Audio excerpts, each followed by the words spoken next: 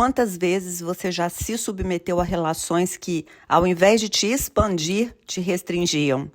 Pessoas às quais você se manteve ou se mantém conectado, que atuam como âncoras na sua vida, que ao invés de fazer emergir o melhor de você, ativam todos os seus piores gatilhos e te levam a experimentar desequilíbrio emocional ao invés de paz. Se te deixa cego, será que é amor?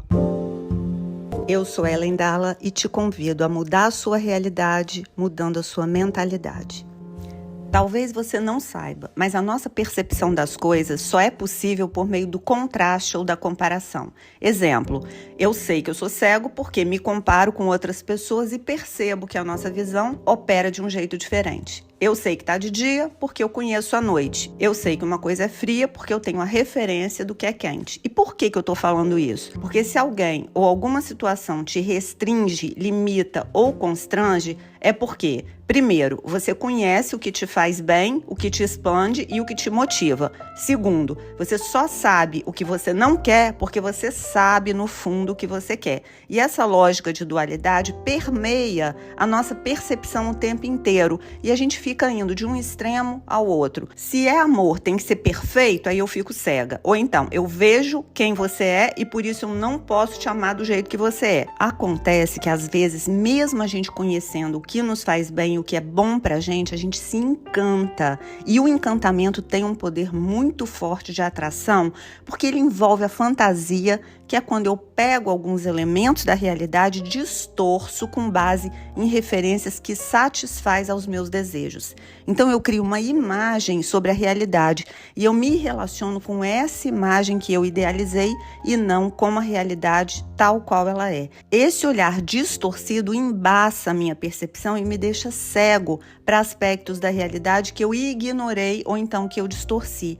Acontece que a atração, ela não garante conexão e é possível sim que você se sinta atraído por pessoas que sejam tão diferentes de você ao ponto de inviabilizar a relação. Sabe quando se diz que os sinais estão sempre ali? É isso, eles sempre estão, mas a gente, na maior parte das vezes, ignora e não quer enxergar. Por que a gente faz isso? Porque a gente ama a ideia de estar amando muito mais do que amar de fato. A gente ama muito mais o status de estar em um relacionamento do que se relacionar de verdade. Porque a gente aprendeu que deve se relacionar, mas a gente não aprendeu como fazer isso. E às vezes a gente sai pela vida reproduzindo um modelo de relação que a gente aprendeu e nem se questiona se isso faz sentido pra gente ou não. Quem nunca se viu envolvido numa relação e sentiu que tinha que pisar em ovos para não desagradar a outra pessoa? Quantas vezes você, para sustentar a relação, se colocou em situações que eram desconfortáveis para você, para que a outra pessoa se sentisse confortável? De onde a gente tirou a ideia de que para que eu ame ou seja amado, eu não posso ver ou permitir que vejam os meus erros e defeitos, gente? Não seria mais lógico a gente fazer o contrário, ou seja, escolher as pessoas que a gente vai investir em um relacionamento pelos defeitos que elas têm? Porque é óbvio que todo mundo tem defeitos e alguns defeitos para mim são mais tranquilos, eu consigo lidar melhor, outros não. Do mesmo jeito, você pode não se incomodar com algumas características minhas que eu considero insuportáveis e vice-versa. O fato é que um relacionamento não é um evento, é uma construção. E por isso a atração não é argumento suficiente para sustentar uma relação. O dia a dia requer uma sintonia de propósitos, de valores, de direção. A prosperidade de uma relação, ela diz respeito muito mais ao quão confortável você se sente em caminhar de mãos dadas pela vida com a outra pessoa.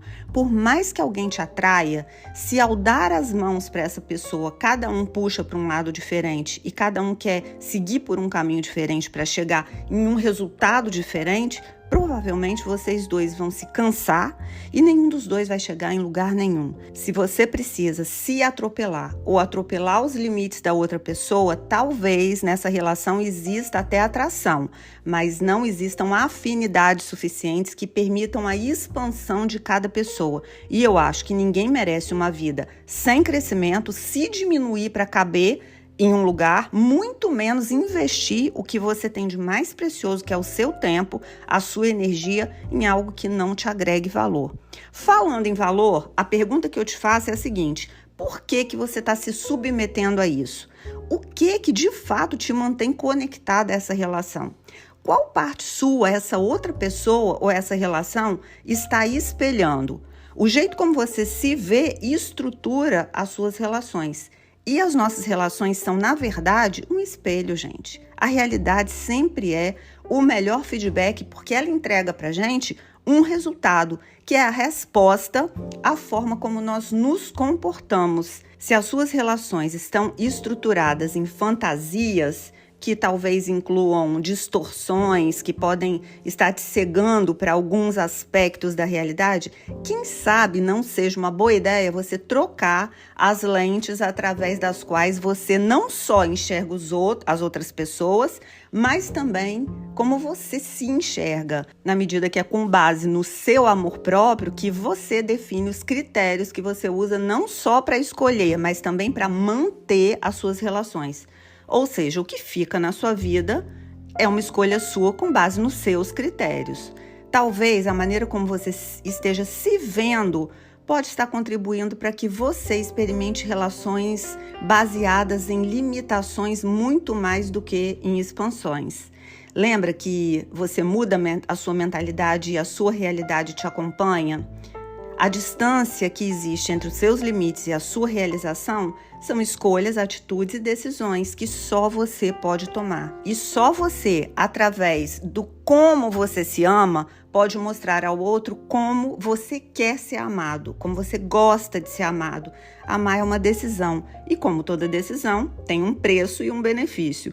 E aí você escolhe se restringir ou prosperar.